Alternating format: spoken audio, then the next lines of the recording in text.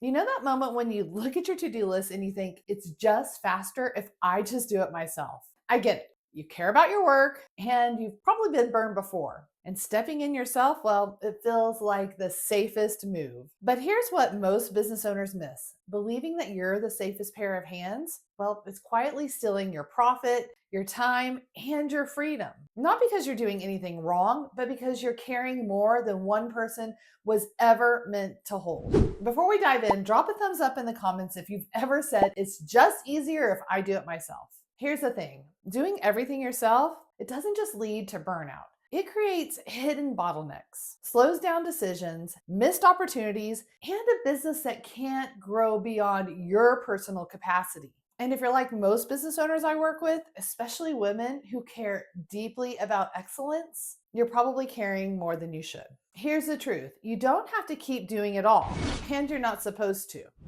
Today, I'm giving you one belief shift, one story that'll feel uncomfortably familiar, and one simple step to finally let go of something that's draining you. This isn't a masterclass, it's the first domino, that shift that leads to CEO mode. Here's what we're walking through today: the hidden cost of being the safest pair of hands, because whether you realize it or not, it's costing you. But don't worry, you'll also walk away knowing how to fix it.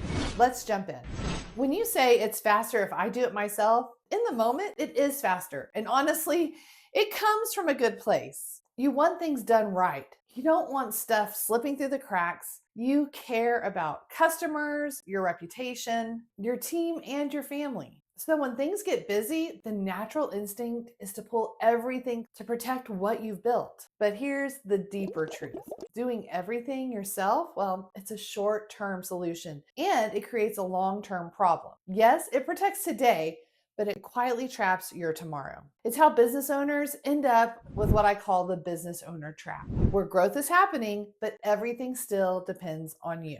And the heavier it gets, the more you double down on effort instead of shifting into strategy. Let me share a story about someone I once spoke with. And if this hits close to home, there's zero judgment here, just compassion. Because what she experienced is what so many business owners feel silently. She came to me completely exhausted, overwhelmed in every sense of the word. She'd been running her business for years, and financially, it had provided incredible opportunities for her family. She was proud of that and grateful for that, and she didn't want to lose it. But when she started talking, I could hear the desperation in her voice. She wasn't just tired, she was done. She was ready to fold in the towel and walk away because she couldn't keep up with the pace anymore. And yet, she felt trapped. She told me, "I like the income my business provides. I don't want to give that up, but I can't keep living like this." Can't we all relate to that? You build a business because you want freedom: financial freedom, time freedom, life freedom. But when the business steals your time, when you have to be everywhere, it starts to feel like a ball and chain around your ankle. And for her, trust was a huge part of it. She had been burned by team members before, even taken advantage of. So she didn't trust anyone else with important responsibilities. She even hired someone out of desperation, but she was slow to train them and never fully let them in. And that new hire, well, they sat waiting in the wings for months, literally doing nothing, not because they didn't want to, but because the owner was stuck. She wanted help, she needed help, but she was so deep in the weeds, she couldn't even start to hand things over. We talked about support. She wasn't ready, not because she didn't care, but because she didn't have the margin to make a change. And here's what breaks my heart: I see this all the time. Business owners who want help, who need help, but are so buried in the day to day, they can't even begin to shift. The belief that I'm the safest pair of hands keeps them stuck. And that's exactly what I never want for you. Doing everything yourself, it costs more than you think. It costs you time. Every task you take on is a task that you can't hand off. It costs you energy. Even simple tasks, they drain your mental load.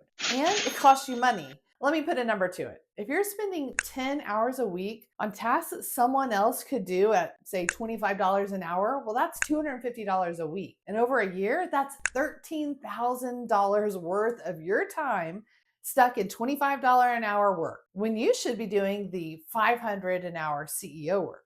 It costs you growth. Decisions slow down, opportunities get missed. Your team can't step up because you haven't created the space for them to. And the biggest cost, it steals the freedom you actually started your business for in the first place. This is why the breakaway boss identity shift, it matters so much, for moving from that chief everything officer to the confident, supported CEO. Okay, real quick, if you want clarity on what stage of growth that your business is in and what specifically is keeping you overwhelmed, take my free Ready to Scale Growth Stage quiz. The link is right below this video. All right, let's make this practical and doable. Here are a few simple steps to finally get one draining task off of your plate. Step one, identify. I want you to take 5 minutes and list 3 tasks that you do every single week that drain your energy. Things that take like 2 to 5 hours of your time. They don't require your specific skill set. And then once you have that list, rank them from the lowest risk item to the highest risk item. Okay, step 2 is to capture. Now take that list that you just created and look at the lowest risk task and document it. You can record yourself on your phone, you can use a transcription tool, or you can even make a simple checklist. All you have to do is write out the steps as you go. The goal is a simple step-by-step checklist that anyone on your team can follow. Then step 3 is to shadow. So I want you to share that checklist with your designated team member.